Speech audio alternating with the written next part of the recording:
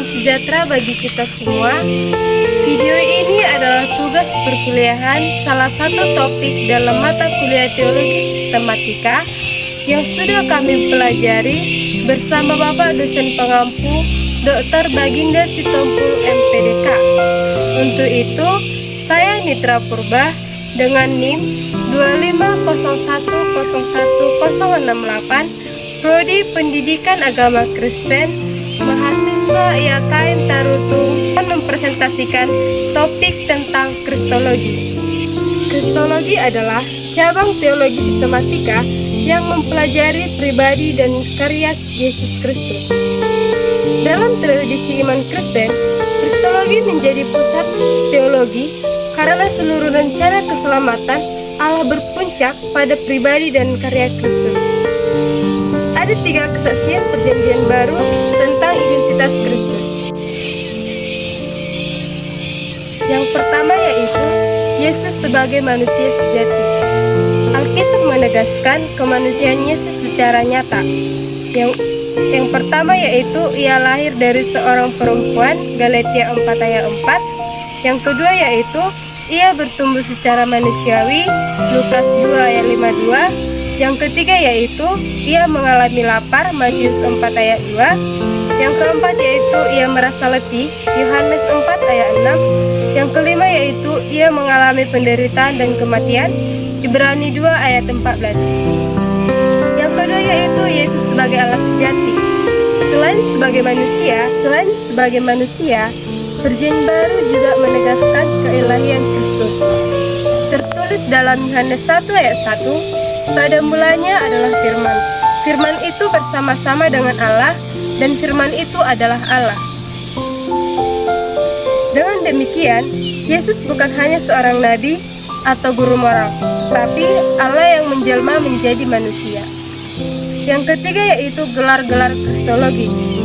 Dalam Perjanjian Baru, identitas Kristus dijelaskan melalui beberapa gelar teologis. Yang pertama yaitu Mesias atau Kristus, berarti yang diurapi. Yang kedua yaitu anak Allah, menunjukkan relasi unik dengan Bapa. Yang ketiga yaitu anak manusia, menunjuk pada figur ekskatologis dalam Daniel 7. Yang keempat yaitu Tuhan atau Kairos, gelar yang dalam Septuaginta digunakan untuk YMH, atau sebutan nama Allah, aku adalah aku, atau dia yang ada, dia yang tetap, dapat kita lihat dari. Selanjutnya yaitu mengenai permasalahan Kristologi. Dalam sejarah gereja, pemahaman tentang Kristus tidak selalu berjalan tanpa konflik. Ada 3 problem utama dalam Kristologi. Yang pertama yaitu bagaimana Allah bisa menjadi manusia. Ini adalah paradoks teologis terbesar dalam kekristenan. Yohanes 1 ayat 14 menyatakan, Firman itu telah menjadi manusia dan diam di antara kita. Yang kedua yaitu hubungan antara dua natur Kristus. Sering muncul pertanyaan, apakah Yesus memiliki dua natur yang terpisah? Yesus Kristus memiliki dua natur, tetapi dua natur ini satu kepribadian. Yang ketiga yaitu beberapa penyimpangan Kristologi dalam sejarah gereja. Saya mengambil salah satu topiknya itu dekotisme, yang dimana dekotisme mengajarkan bahwa Yesus hanya tampak sebagai manusia, tetapi sebenarnya tidak sungguh-sungguh manusia. Masalahnya jika Yesus benar-benar manusia, ia tidak benar-benar mati, sehingga keselamatan manusia menjadi tidak mungkin. Selanjutnya yaitu mengenai dua natur Kristus. Rumusan Chalcedon menyatakan bahwa Kristus adalah satu pribadi dengan dua natur, ilahi dan manusia, tanpa percampuran, tanpa perubahan, tanpa pembagian, dan tanpa pemisahan. Yang pertama yaitu natur ilahi Kristus. Natur ilahi Kristus berarti Kristus memiliki seluruh atribut Allah. Artinya, Yesus Kristus tidak memiliki dua natur yang terpisah, tetapi memiliki dua natur yang bersatu dalam satu kepribadian. Ada 4 contoh, yaitu dalam Yohanes 8 ayat 58 mengenai kekekalan, Matius 28 ayat 18 mengenai kemanusiaan, yang ketiga Yohanes 2 ayat 28 mengenai kemahatauan, yang keempat yaitu Matius 18 ayat 20 mengenai kemahadiran. Ini menegaskan bahwa Kristus benar-benar Allah. Yang kedua yaitu natur manusia Kristus. Yesus juga memiliki natur manusia yang nyata. Yang pertama yaitu tubuh manusia, jiwa manusia, emosi manusia, dan kehendak manusia. Salah satu contoh yang dapat kita ambil yaitu Yesus menangis dalam Yohanes 11 ayat 35. Kemanusiaan ini penting karena hanya manusia yang dapat menggantikan manusia dalam karya penebusan. Yang ketiga yaitu persatuan dua natur. Dua natur ini bersatu dalam satu pribadi Kristus. Bukan dua pribadi dan bukan campuran natur, tetapi dua natur dalam satu pribadi atau one person two natures. Persatuan ini memungkinkan Kristus menjadi mediator antara Allah dan manusia dalam 1 Timotius 2 ayat 5. Baik, selanjutnya saya akan menjelaskan mengenai inkarnasi dan kenonis. Inkarnasi yaitu menambah rupa baru tanpa kehilangan ilahinya. Dalam Yohanes 1 ayat 14, firman itu telah menjadi manusia. Inkarnasi bukan berarti Allah berhenti menjadi Allah berubah menjadi manusia, melainkan Allah mengambil natur manusia. Dengan demikian, dalam Yesus terdapat keilahian dan kemanusiaan secara bersamaan. Yang kedua yaitu tujuan inkarnasi. Beberapa tujuan inkarnasi menurut Alkitab. Yang pertama yaitu menyatakan Allah kepada manusia dalam Yohanes 1 ayat 18, anak tunggal Allah, dialah yang menyatakannya. Yang kedua yaitu menyelamatkan manusia dari dosa. 1 Timotius 1 ayat 15, Kristus Yesus datang ke dunia untuk menyelamatkan orang berdosa. Yang ketiga yaitu mengalahkan kuasa iblis.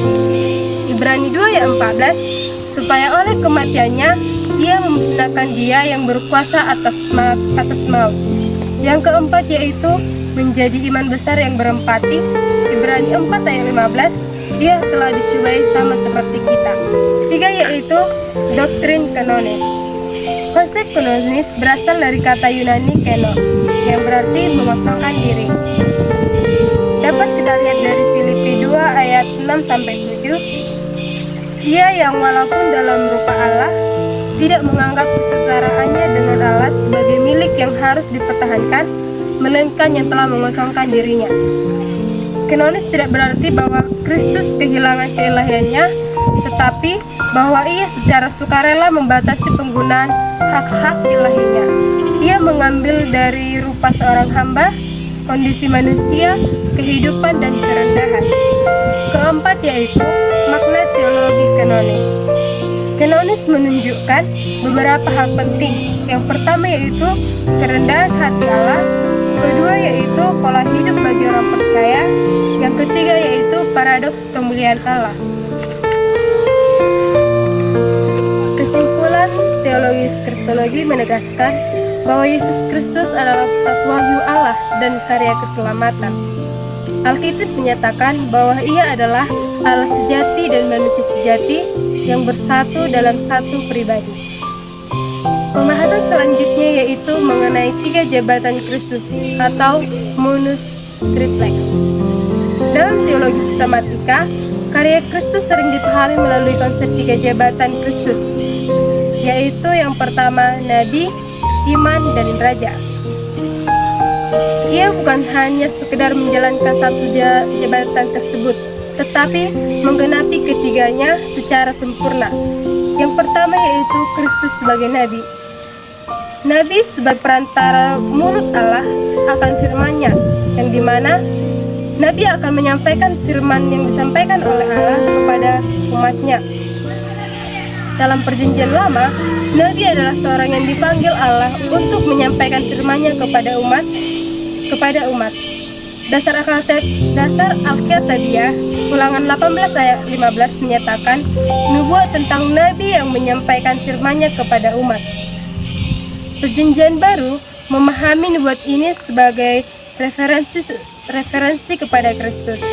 Kisah Para Rasul 3 ayat 22. Yesus menjalankan fungsi kenabian dengan yang pertama yaitu memberitakan kerajaan Allah, Markus 1 ayat 14 sampai 15. Yang kedua yaitu mengajar dengan otoritas ilahi, Matius 7 ayat 29. Yang ketiga yaitu menyatakan kebenaran Allah, Yohanes 8 ayat 26. Dalam Yohanes 1 ayat 18 ditegaskan bahwa Yesus adalah penyataan Allah yang sempurna. Tidak seorang pun yang pernah melihat Allah, tetapi anak tunggal Allah, dialah yang menyatakannya. Yang kedua yaitu Kristus sebagai iman. Dalam sistem ibadah Israel, iman berfungsi sebagai perantara Allah dan manusia, khususnya dalam hal pengorbanan dosa. Sebagai iman besar. Ibrani 4 ayat 14 menyatakan, kita mempunyai iman besar agung yaitu Yesus anak Allah. Sebagai iman besar, Kristus memiliki dua fungsi utama. Yang pertama yaitu mempersembahkan korban bagi dosa. Pertama yaitu mempersembahkan korban bagi dosa. Yang kedua yaitu menjadi perantaraan bagi umat manusia. Ibrani 9 ayat 26 juga menyatakan bahwa Ia telah menyatakan dirinya satu kali saja untuk selama-lamanya untuk menghapuskan dosa oleh korbannya. Dengan demikian, karya iman Kristus bersifat final dan sempurna. Ketiga yaitu Kristus sebagai Raja. Jabatan Raja dalam Perjanjian Lama berkaitan dengan pemerintahan Allah atas umatnya. Raja ideal dalam tradisi Israel diharapkan berasal dari keturunan Daud. Contoh, 2 Samuel 7 ayat 13 menyatakan bahwa tahta keturunan Daud akan ditegakkan untuk selama-lamanya. Perjanjian Baru melihat penggenapan nubuat ini dalam Yesus Kristus. Kerajaan Kristus, Yesus menyatakan, "Kerajaanku bukan dari dunia ini." Yohanes 18 ayat 36. Kerajaan Kristus bersifat yang pertama yaitu rohani, kedua ekskatologis, yang ketiga universal. Matius 28 ayat 18 menyatakan, "Kepadaku telah diberikan segala kuasa di surga dan di bumi." Dengan demikian, Kristus adalah Raja Mesianik yang memerintah atas gereja dan seluruh ciptaan. Selanjutnya saya akan menjelaskan mengenai ketidakberdosaan Kristus. Doktrin ketidakberdosaan Kristus merupakan elemen fundamental dalam kristologi dan soteriologi. Ada beberapa poin pentingnya. Yang pertama yaitu kesaksian Allah tentang ketidakberdosaan Kristus. Ibrani 4 ayat 15 menyatakan ia telah dicobai.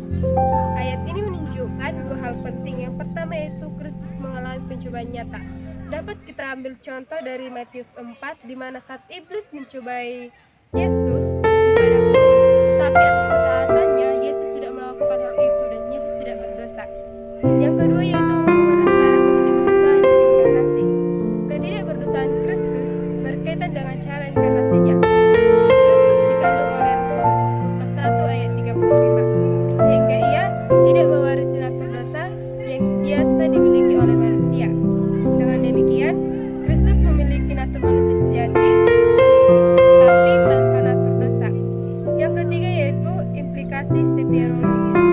Ketidakberdosaan Kristus sangat penting bagi doktrin penebusan. Hanya korban yang tanpa cacat yang dapat diterima oleh Allah. Materi selanjutnya yaitu mengenai karya Kristus. Dalam teologi sistematika, karya Kristus biasanya dipahami dalam rangka soteriologi, yaitu karya penyelamatan Allah melalui Kristus. Karya Kristus dapat dilihat dalam beberapa tahap. Yang pertama yaitu kehidupan Kristus. Kehidupan bukan hanya persiapan bagi penyaliban, tapi bagian internal dari karya penebusannya ada 3 yaitu menaati hukum Allah secara sempurna, menyatakan karakter Allah, dan menghadirkan kerajaan Allah. Yang kedua yaitu kematian Kristus. Kematian Kristus di kayu salib merupakan pusat karya keselamatan. Ada 4 konsep teologisnya, yaitu yang pertama penggantian. Yesaya 53 ayat 5 menyatakan, Dia tertikam oleh karena pemberontakan kita. Yang kedua yaitu penebusan. Markus 10 ayat 45 menyatakan, Anak manusia datang untuk memberikan nyawanya menjadi tebusan bagi banyak orang. Yang ketiga yaitu pendamaian. Melalui salib, hubungan antara Allah dan manusia dipulihkan. Roma 5 ayat 10 menyatakan bahwa manusia diperdamaikan dengan Allah melalui kematian Kristus. Yang keempat yaitu pendamaian dosa. Kematian Kristus memuaskan keadilan Allah terhadap dosa. Roma 3 ayat 25 menyatakan bahwa Kristus menjadi korban perdamaian. Yang ketiga itu mengenai kebangkitan Kristus. Kebangkitan merupakan konfirmasi ilahi terhadap karya Kristus. Tanpa kebangkitan, kematian Kristus tidak memiliki makna penyelamatan. 1 Korintus 15 ayat 17 menyatakan, jika Kristus tidak dibangkitkan, maka sia-sia iman kamu. Kebangkitan menunjukkan 3 hal yang penting, yaitu kemenangan atas dosa, kemenangan atas maut, dan awal ciptaan baru. Keempat yaitu kenaikan Kristus. Setelah kebangkitan, Kristus naik ke surga dan dimuliakan. Efesus 1 ayat 20-21 menyatakan bahwa Kristus sekarang duduk di sebelah kanan Allah.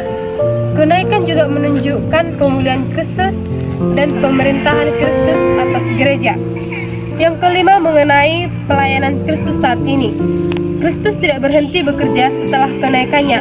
Ia terus menjalankan pelayanannya sebagai iman besar yang menjadi pengantara, tertulis dalam Ibrani 7 ayat 25, dan kepala gereja tertulis dalam Efesus 1 ayat 22, dan atas raja atas segala ciptaannya. Yang keenam yaitu kedatangan Kristus yang kedua. Karya Kristus akan dicapai kepenuhannya dalam parousia atau kedatangan kembali pada saat itu, di mana Kristus akan menghakimi dunia. Kerajaan Allah akan dinyatakan secara penuh dan penebusan ciptaan akan disempurnakan. Kesimpulan teologisnya yaitu Kristologi menunjukkan bahwa karya keselamatan Allah mencapai puncaknya dalam pribadi dan karya Kristus sebagai Nabi. Kristus menyatakan Allah kepada manusia. Iman Kristus mempersembahkan dirinya sebagai korban bagi dosa. Raja Kristus memerintahkan atas umat Allah dan seluruh ciptaannya. Ketidakberdosaan Kristus menjadikan korban yang sempurna, sedangkan karyanya dalam kehidupan, kematian, kebangkitan, dan kenaikannya membuka jalan keselamatan bagi umat manusia. Demikian penjelasan saya terhadap topik Kristologi. Semoga bermanfaat bagi kita dalam memahami Kristologi secara Alkitabiah dengan baik dan benar. Terima kasih. Shalom.